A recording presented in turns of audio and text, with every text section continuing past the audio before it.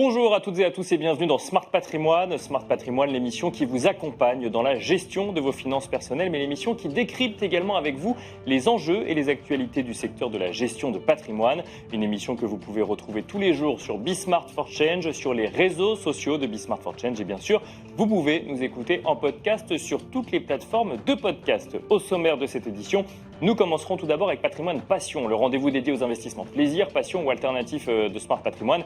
Et en l'occurrence, nous nous demanderons ce que veut dire investir dans un sac. Le sac à main est-il un objet de collection? Peut-il devenir un objet d'investissement? C'est ce que nous verrons dans un instant avec Clara Lardet, marchande de mode chez Paul Bert Serpette. Nous enchaînerons ensuite avec Enjeu Patrimoine, un enjeu patrimoine consacré à l'épargne européenne. Nous ferons un point sur l'épargne en Europe, sur l'observatoire même de l'épargne en Europe avec Grégoire Nac, directeur de l'observatoire de l'épargne européenne, mais aussi avec Laetitia Gabot, économiste à l'observatoire donc de l'épargne européenne. Nous tenterons de comprendre ensemble quelles ont été les dynamiques à l'œuvre depuis le début de l'année, alors que certains des sujets épargne ont pu être un petit peu chahutés ou mouvementés. Et puis enfin, nous finirons cette émission avec l'œil de l'expert, un œil de l'expert où nous parlerons du PEA. Nous nous demanderons pourquoi est-ce qu'il faut parler du PEA. Et c'est une question à laquelle répondra Alban de la Rétrie, gérant privé à la financière d'Uzès. On se retrouve tout de suite sur le plateau de Smart Patrimoine. Les sacs à main, et notamment les sacs à main issus de grandes maisons, peuvent-ils être un objet de collection et deux, un objet d'investissement? C'est le sujet qui va nous animer à présent dans Patrimoine Passion. Et pour en parler, nous avons le plaisir de recevoir sur le plateau de Smart Patrimoine Clara Lardet. Bonjour Clara Lardet. Bonjour. Bienvenue sur le plateau Smart Patrimoine. Vous êtes marchande de mode au marché Paul Bert Serpette. Alors première question, effectivement, quand on parle de sac à main et que on évoque le sujet sac à main, que ce soit comme un objet de collection ou un objet d'investissement, on parle de tous les sacs à main ou on reste cantonné aux 3-4 grandes maisons de luxe françaises? Moi, j'ai top 3 quand même. D'accord, plutôt 3 que 4. Oui. Chanel, pour commencer, je dirais. En second, le Birkin, Calvin en poupe. Et en troisième, le Kelly. Donc 2 sacs de la maison Hermès et un sac de la maison Chanel. Ah oui, d'accord. Donc on est même, ça reste un marché très très très resserré, si je comprends bien. C'est Alors, quelques modèles iconiques de quelques maisons. Non, vous avez parfois des modes. C'est-à-dire, par exemple, il y a quelques années, on a vu une résurgence du sac Constance de chez Hermès. Mais c'est des bulles, en fait. D'accord. Mais si vous voulez, sur la longueur, sur le temps, je dirais que ces 3 sacs-là ont traversé les décennies avec beaucoup de succès. D'accord, Voilà. donc c'est effectivement les 3 plus emblématiques. Quand on parle, si je compare avec un autre type d'actif, quand on parle de montres, effectivement, on a des marques ou des modèles qui traversent le temps comme ça, mais il y a un marché autour. C'est pareil pour les sacs à main? Exactement. Oui. C'est exactement la même chose. Alors, on a vu par exemple, ça se voit par exemple par rapport à l'évolution des prix. D'accord. Alors de mémoire, un sac Chanel de 55, je parle du classique, le Timeless. En 2006, il était d'environ 1 200 €. D'accord. Aujourd'hui, il faut compter plus de 10 000 €, 11 000 €. Donc ça fait... oui, 9. Pour le Kelly, je crois qu'on est passé de 2 000 en 2006 à 10 000 aujourd'hui. D'accord. 9-10 000. Et pour le Birkin, de mémoire, c'était 4 000 en 2006 et aujourd'hui, pareil, on est dans les 10 000. Donc en fait, sur 18 ans, vous avez eu une croissance au niveau du prix qui est complètement délirante, surtout pour le Chanel. Et comment on l'explique ça? C'est pas juste un sujet de matières premières et d'inflation. C'est quoi? Ça devient un objet de collection à l'heure actuelle? C'est un sujet de demande? Alors c'est un objet d'investissement même, de collection également, mais d'investissement. C'est-à-dire que en fait, ce sac qui a été créé, alors par exemple, je prends le Birkin, qui a été créé, je crois, en 83 ou 84 pour l'actrice Jane Birkin.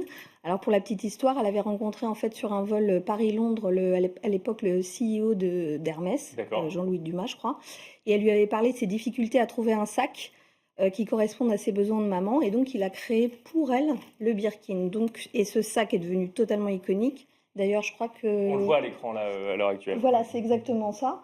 Et je crois qu'en juillet, ils vont mettre en vente d'ailleurs le sac de Jane Birkin. Ils ont même refusé de communiquer le prix, c'est vous dire. D'accord. Je pense que ça va atteindre des sommets. Et en fait, les femmes aujourd'hui, oui, alors il y a d'abord ce côté un peu fantasmé de ce sac, comme le Kelly. qui fait un peu partie des piliers de la garde-robe en matière d'accessoires pour une femme actuelle.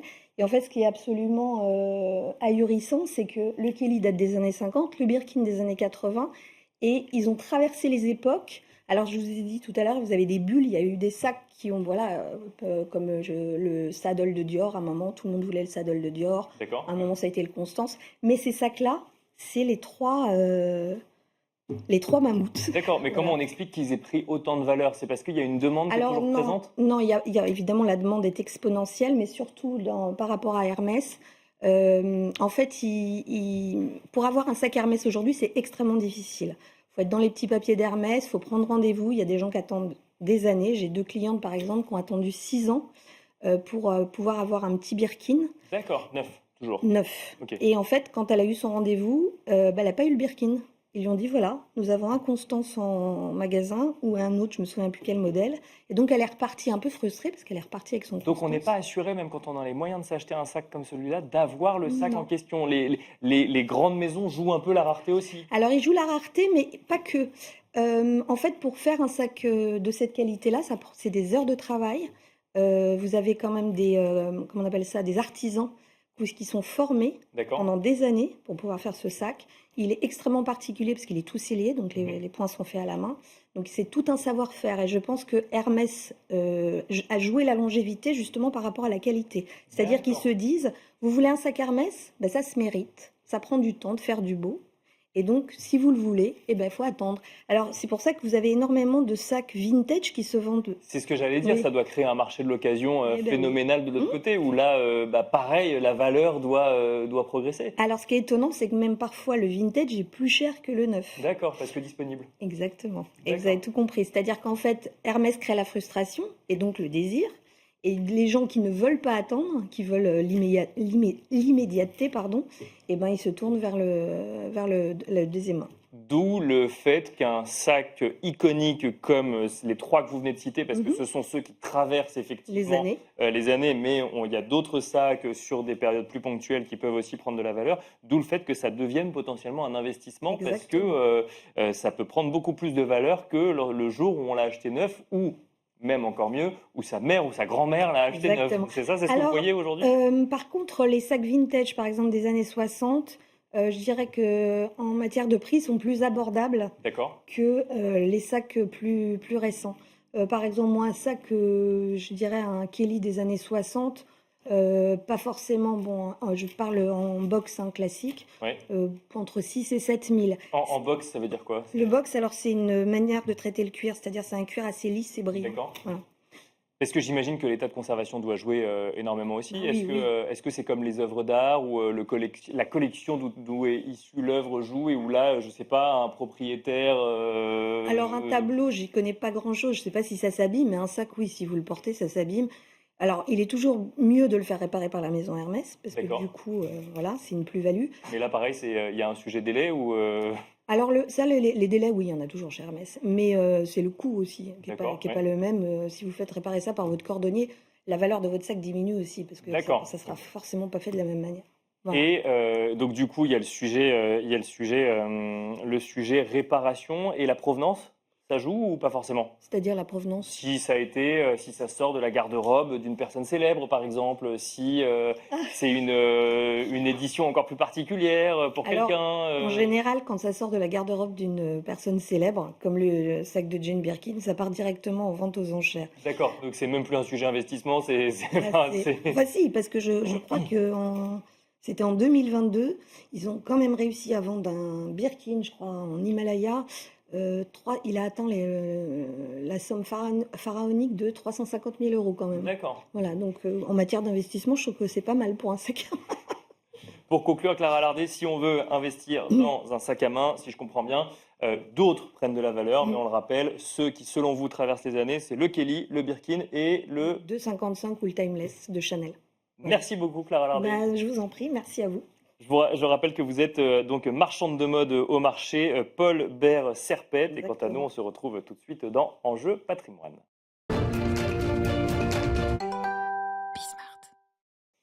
Et nous enchaînons à présent avec Enjeu patrimoine, où nous allons tenter de comprendre ensemble quelle est la situation de l'épargne en Europe, de l'épargne européenne. Et pour en parler, nous avons le plaisir de recevoir sur le plateau de Smart Patrimoine Grégoire Nac. Bonjour Grégoire Nac. Bonjour, merci pour l'invitation. Bienvenue à vous. Vous êtes directeur de l'Observatoire de l'épargne européenne et on a le plaisir d'accueillir également Laetitia Gabot. Bonjour Laetitia Gabot. Bonjour. Vous êtes économiste au sein de l'Observatoire de l'épargne européenne. On va commencer avec vous, Grégoire Nac. Je rappelle que l'Observatoire de l'épargne européenne a notamment pour mission de promouvoir la recherche sur l'épargne en Europe. Ça tombe bien, c'est ce qui nous intéresse ici dans Smart Patrimoine. Mais afin d'en comprendre notamment son rôle dans la croissance économique, notamment, et c'est un sujet qui est beaucoup regardé à l'heure actuelle par les politiques. Vous avez publié votre tableau de bord de l'épargne en Europe qui porte sur le 4e trimestre 2024. Qu'est-ce que vous constatez en Europe? Est-ce que les sujets qui nous animent en France, fiscalité, difficulté d'accès au crédit quand on veut investir dans l'immobilier ou autres, sont des thématiques partagées en Europe également? Oui, le sujet, il est très d'actualité, notamment pour le financement de la transition énergétique et numérique, et un peu sensible aussi parce que ça touche tous les ménages, notamment en France, avec l'épargne réglementée, qui est un produit très populaire, historique, etc. Donc c'est à la fois très actuel et sensible, et on le voit bien à chaque fois qu'il y a une modification du taux du livret A, à quel point ça fait parler et ça impacte le ménage français. Mais c'est pas que en France, dans les autres pays, il y a beaucoup de similitudes. Nous, on observe finalement, il y a quelques points sur lesquels il y a une exception française, mais pas tant que ça, une relative similarité, notamment entre la France et l'Allemagne, les pays d'Europe du Sud un peu différents, avec une forte part de l'immobilier et moins d'épargne de long terme.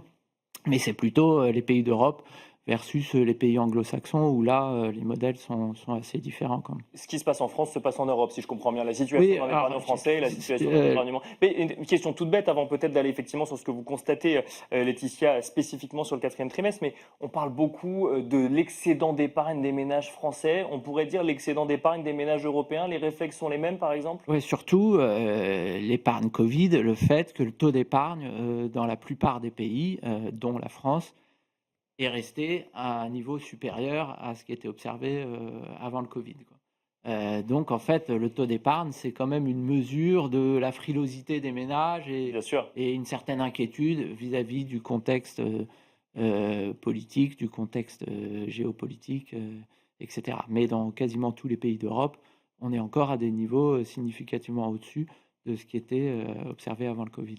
Laetitia Gabot, si on regarde le tableau de bord de l'épargne en Europe, vous relevez, l'Observatoire de l'épargne européenne relève 3 points: la hausse des taux d'intérêt d'emprunt d'État à 10 ans, la baisse des marchés actions dans la plupart des pays, sauf en Allemagne et en Italie, et les prix de l'immobilier qui continuent à augmenter, sauf en France. Donc là, effectivement, on revient peut-être sur l'exception française sur ce sujet. Que dire de ces 3 constats, Laetitia Gabot? Alors déjà, on peut partir donc pour la France. Vraiment, ça a été une année un peu d'exception pour la France par rapport aux autres pays européens, parce que en fait, la France, c'est le seul pays qui a été impacté par la baisse des marchés actions. Ce qui a été beaucoup moins le cas sur les autres pays, où là, les marchés actions ont eu de bonnes performances. Et donc, de ce fait, les ménages, en fait, ont profité de ces effets de valorisation, alors qu'en France, c'est vraiment le seul pays dont la poche action, en fait, a diminué du fait de la baisse des marchés. D'accord. Mais ça, c'est sur l'ensemble. Ça veut dire que les marchés actions ont baissé et du coup le montant investi sur les marchés actions par les ménages français a diminué, là où dans les autres pays il y avait un peu plus de confiance. C'est ça, mais donc oui, mais par contre ce qu'on remarque globalement, c'est qu'il y a le rôle de l'intermédiation et que en fait par rapport aux actions, le rôle de l'intermédiation est important, parce qu'on remarque que via l'assurance vie, les fonds de pension et les fonds au PCVM, en fait, donc du coup, la détention d'actions indirectement, en fait, n'a pas réellement baissé en France. C'est vraiment plus axé sur l'action en direct en 2024, où ça a été du coup un peu moins avantageux pour les Français en 2024. Voilà. Grégoire Nac, ça montre là aussi encore, c'est des effets de comportement quelque part. C'est le particulier en France est peut-être un petit peu plus frileux sur les marchés actions que le particulier européen. Oui, enfin, moi, ce que je trouve très intéressant sur l'année 2024, c'est, comme disait Laetitia, le rôle de l'intermédiation. C'est-à-dire que sur les actions détenues en direct, qui reste une faible part Bien sûr, oui. en France, donc c'est 6%. En Europe, c'est à peu près pareil dans la moyenne. Donc on estime à peu près 6% d'actions détenues en direct. Et on a fait une étude récemment avec l'AFG où on estime la détention totale, directe et indirecte. On est à l'ordre de 20% en France et dans la moyenne européenne. Il y a certains pays comme en Suède où c'est beaucoup plus élevé. Mais en 2024, les marchés baissent en France. Il y a une certaine incertitude et les flux sont négatifs dans tous les pays sur l'année sur les actions détenues en direct. En revanche, quand c'est de l'épargne intermédiaire, l'intermédiaire joue son rôle quand même. Oui, bien sûr. Et il reste investi. Voilà, de moins paniquer. Et sur les OPC, les flux sont positifs et en France restent positifs de manière assez significative. Et sur l'assurance vie, pareil. Donc la baisse est moins importante. Et donc malgré... Donc sur l'année, le CAC 40, il est en baisse de un peu plus de 2%, alors que dans tous les autres pays, il est en hausse. Les marchés US ont bien performé. Le stock, c'est autour de 15-16%, je crois. Voilà, il y a une année difficile en France, notamment à cause du contexte politique. Mais finalement, l'intermédiation permet de limiter l'impact sur le patrimoine des ménages, quoi. Et enfin, je veux pas. Oui, si, si je peux me permettre de citer un autre travail qu'on fait chaque trimestre, on calcule un indice de mesure de la performance du patrimoine d'un ménage traditionnel français. Finalement, en 2024, elle est pas mauvaise, la performance, qu'on est à peu près à 2% en termes réels, quoi, parce que d'accord, oui, bien sûr. A rebaissé. Et globalement, sur les produits obligataires, la performance n'était pas trop mauvaise. Entre l'assurance vie euro et l'assurance UC, la performance est plutôt meilleure que quand on était en période inflationniste et où les ménages sont allés massivement sur le livret A pour résumer à l'extrême. Justement, c'était un des autres enseignements sur lequel je voulais revenir, Laetitia Gabot. Les taux de placement financiers ont progressé, c'est ce que vous constatez, donc au dernier trimestre 2024, plus 0,9 pp sur le trimestre en moyenne, ou alors ils sont restés stables et en France, on a plus vu de la stabilité que de la progression. C'est ça, mais globalement, on peut dire que sur les derniers trimestres en 2024, les placements financiers progressent, mais très faiblement, partout en Europe. C'est plutôt une stabilité. Alors, on voit 0,9 point de pourcentage, c'est quand même assez faible. Mais voilà, il y a une stabilité des taux d'épargne qui reste élevée. Et en fait, le taux d'épargne, donc en fait, c'est à la fois le taux de placement financier, avec le taux de placement non financier qui comprend donc tous les achats, tous les investissements en biens immobiliers. D'accord, et qui lui baisse modérément si j'ai bien compris. Voilà, d'où relativement une stabilité. Et après, à cela, on retire en fait le recours au crédit. Et donc là, c'est pareil. Le retour au crédit, en fait, reprogresse, mais très légèrement. D'accord. Parce que, justement, il y avait les taux qui ont beaucoup augmenté en 2023 et aussi en 2024, mais ils ont commencé à diminuer vers la fin de l'année. Et donc, la hausse des taux d'intérêt, en fait, a quand même beaucoup impacté les ménages. Voilà. Et effectivement, donc mais on a quand même un taux d'épargne, c'est ce qu'on disait au début, Grégoire Nac, qui lui reste stable dans la plupart des pays. C'est-à-dire que, quelque part, et c'est d'ailleurs pour ça que les politiques en parlent autant, c'est qu'on n'investit pas dans l'économie réelle, où on investit un peu, mais on garde en épargne, quoi. On consomme moins. Oui, alors dans cette épargne, il y a quand même des c'est investi, oui. C'est moins important qu'aux États-Unis. Mais je pense qu'il y a aussi une prise de conscience de la nécessité de constituer une épargne de long terme dans un contexte de vieillissement des populations et où les taux de remplacement du système de retraite est amené à diminuer. Dans tous les pays de nos échantillons, à part les Pays-Bas, qui ne sont même pas dans le tableau de bord d'ailleurs, mais qu'on couvre souvent dans d'autres études, on est dans un système qui repose principalement sur le pilier 1. Et je dirais que la France et l'Allemagne, malgré le fait que le système de retraite en premier lieu repose sur le pilier 1, il y a un socle d'épargne de long terme significatif avec notamment l'assurance vie et les fonds de pension. C'est moins vrai en Espagne ou en Italie, où c'est encore... Et là, la place de l'immobilier joue un rôle important aussi, où c'est encore une culture très investie dans l'immobilier et donc moins en financier. Plus 4,8% en moyenne d'augmentation sur les encours en assurance vie et fonds de pension au quatrième trimestre 2024. C'est ce que vous constatez dans l'Observatoire. Et alors, ce que je trouve intéressant, Grégoire Nac, c'est que, en revanche, ce que vous constatez, c'est que Les encours sur les parts de fonds d'investissement détenus en direct progressent partout, sauf en France. Oui, alors là encore, la France, il y a assez peu de détention d'actions en direct, mais Oui. je disais à peu près 6%. On est à peu près à la moyenne des pays d'Europe, mais à la moitié de la Suède, pour donner un exemple.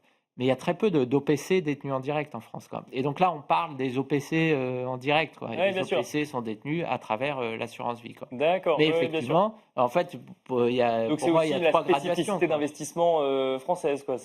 Ouais, mais en fait, en France, c'est beaucoup l'assurance vie. Et bon, moi, ce que je rappelle souvent, et ce qui est un peu... Souvent, les gens présentent l'assurance vie comme un produit, alors que c'est une enveloppe fiscale, quoi. Oui, bien sûr. Mais même le PEA, on voit, il est souvent pas plafonné, alors que fiscalement, le PEA, pour détenir des actions, c'est un des meilleurs produits en Europe pour détenir des actions en direct. Mais ça ne fait pas un taux de détention d'actions en direct ou bien supérieur. Et donc les OPC, c'est un peu pareil, effectivement, et les flux sont négatifs, alors qu'ils augmentent dans les autres pays, quoi. Ça, c'était pour le 4e trimestre 2024. Que retenir, Grégoire Nac et ensuite Laetitia Gabot, de ce tableau de bord pour l'année 2025, par exemple, sachant qu'on est à mi-2025 à l'heure actuelle? Alors, donc, c'est toujours un peu frustrant parce que les derniers chiffres qu'on a, ils s'arrêtent au dernier trimestre de 2024. Mais 2025, ce qui est intéressant de voir, enfin, là, on a parlé des grandes poches qui sont les actions et les produits de taux détenus de manière directe et indirecte. Et si on additionne tout ça, on arrive à 55,8% en France. Et tout le reste, c'est des liquidités, quoi. Oui, bien sûr. Et donc les liquidités, on voit que quand les taux rebaissent, les ménages ont tendance souvent à garder en liquidité parce qu'ils ne sont pas incités à aller sur des produits peu rémunérés et à garder dans leur épargne. Et donc ça, je pense que c'est vraiment un ratio intéressant à suivre. Et si on continue de voir ce transfert depuis plusieurs années quand même, de transfert un peu dans l'assurance vie des supports en euros vers les UC, quoi. Laetitia Gabot, très rapidement, il faut effectivement regarder les liquidités aussi des épargnants européens. Oui, en fait, le patrimoine financier des ménages européens est principalement investi en liquidité. Et cette part est très forte en Allemagne, en France aussi. En moyenne, c'est autour de 40% de liquidité pour l'ensemble des ménages européens. Donc voilà. À suivre avec vous dans les prochains mois. Merci beaucoup en tout cas Laetitia Gabot, merci Grégoire Nac. Et quant à nous, on se retrouve tout de suite dans l'œil de l'expert. Pourquoi faut-il parler ou reparler du PEA à l'heure actuelle? Voilà le sujet qui va nous animer à présent dans l'œil de l'expert. Et pour en parler, nous avons le plaisir de recevoir sur le plateau de Smart Patrimoine Alban de la Rétrie. Bonjour Alban de la Rétrie. Bonjour Nicolas. Bienvenue sur le plateau Smart Patrimoine. Vous êtes gérant privé à la financière d'Uzès. Et je vous pose la question directement. Pourquoi faut-il parler du PEA à l'heure actuelle, Alban de la Rétrie? Écoutez, c'est un très bon sujet, c'est une bonne question. En fait, pourquoi est-ce qu'on en reparle ou pourquoi est-ce qu'on en parle? Parce que le PEA a été un peu le parent pauvre de ces dernières années. Nos amis conseillers en gestion de patrimoine n'en parlaient plus beaucoup. Certains banquiers non plus. Et puis, c'est vrai qu'en France, l'investissement en action n'est pas forcément le plus prisé. Mais le PEA a quand même un grand intérêt parce qu'il permet d'investir du coup en action, plan d'épargne en action, bien sûr, dans une enveloppe fiscale intéressante, sur plein de marchés différents. Et puis, depuis l'avènement des ETF, qui sont éligibles à ce PEA, on n'est plus limité en fait aux seules actions de l'Union européenne, ce qui était le cas avant. Maintenant, grâce aux ETF, on peut aussi mettre des marchés américains, des marchés émergents. Parce qu'on peut mettre des ETF dans un PEA. Exactement. En fait, dans un PEA, on peut mettre, donc, comme son nom l'indique, des actions européennes, évidemment. De l'Union européenne, d'ailleurs, c'est important de le préciser. Exactement, de l'Union européenne. Pas de francs suisses, c'est pas de livres. D'accord. Voilà. Par contre, on peut mettre de la couronne suédoise, de la couronne norvégienne, de l'euro, bien évidemment. Voilà. Et puis, on peut mettre donc des actions, des OPC. D'accord. Mais bien sûr, qui sont éligibles. Donc, il faut qu'ils aient au moins 75% de leurs actifs qui soient dans les règles qu'on vient de donner. D'accord. Et puis, on peut mettre des ETF et du non-coté. D'accord, on Très peut investir intéressant. en non-coté via le PEA. Bien évidemment. Encore faut-il avoir un broker qui le propose, mais en tout cas, c'est possible. Alors, soit c'est via votre broker ou votre banque, soit aussi, si vous avez un ami qui crée sa boîte, c'est une très bonne enveloppe pour mettre les actions de cette société dans votre PEA, puisque en admettant que votre ami est un grand succès et qu'il fasse fortune, votre PEA, enfin les actions qui seront dans ce PEA seront défiscalisées à la sortie. C'est pas le seul moyen d'investir en actions en France. On peut investir via l'assurance vie, via le compte titre. C'est quoi les avantages du PEA? C'est quoi les arguments du PEA pour revenir sur le devant de la scène, Alban de la Rétrie? Alors, les avantages, il y en a plusieurs. D'abord, donc c'est une enveloppe qui est défiscalisée. C'est une enveloppe très facile d'accès. On peut y investir avec 1 000 €, même moins, chez certains courtiers. On peut le faire gérer, on peut le gérer en gestion libre. On peut le faire gérer par un mandat de gestion chez un professionnel, dans une banque privée comme la Financière d'Uzès ou dans n'importe quelle banque ou via des courtiers en ligne. Donc c'est très facile d'accès. C'est pas très cher parce que les frais sont réglementés. D'accord. Les frais du PEA sont réglementés. Oui, les frais du PEA sont réglementés depuis quelques années. On peut donc y loger, je vous ai dit un petit peu ce qu'on voulait maintenant. Bien sûr. Et puis on a une enveloppe fiscale qui permet de ne pas payer d'impôts ni sur la plus-value ni sur les revenus tant qu'on reste à l'intérieur du PEA.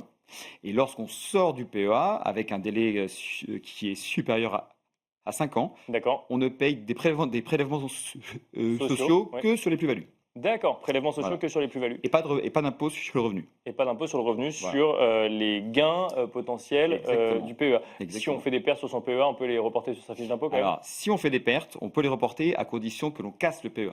D'accord. Voilà. Effectivement, il faut casser le PEA. Très rapidement, Alban de la Rétrie, quelle différence avec un PEA PME? Alors, le PEA, donc, c'est 150 000 € d'investissement. Et donc, on a accès à toutes les classes d'actifs, peu importe la taille de ces actions. D'accord. On peut mettre tous les titres que l'on souhaite, du L'Oréal comme une toute petite boîte. Alors que dans le PEA PME, là, on peut aller jusqu'à un investissement de 225 000 €. D'accord. En cumulant le PEA et le PEA PME. Et par contre, on est limité donc sur des tailles de sociétés qui sont moins importantes. Et c'est un grand intérêt encore aujourd'hui, puisque les small caps sont en train de revenir sur le devant de la scène avec une surperformance en 2025, depuis le début de l'année donc, des small caps par rapport aux large, ce qui n'était pas arrivé depuis très longtemps.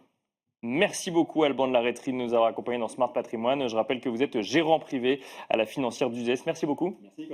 Et quant à nous, on se retrouve très vite sur Be Smart for Change.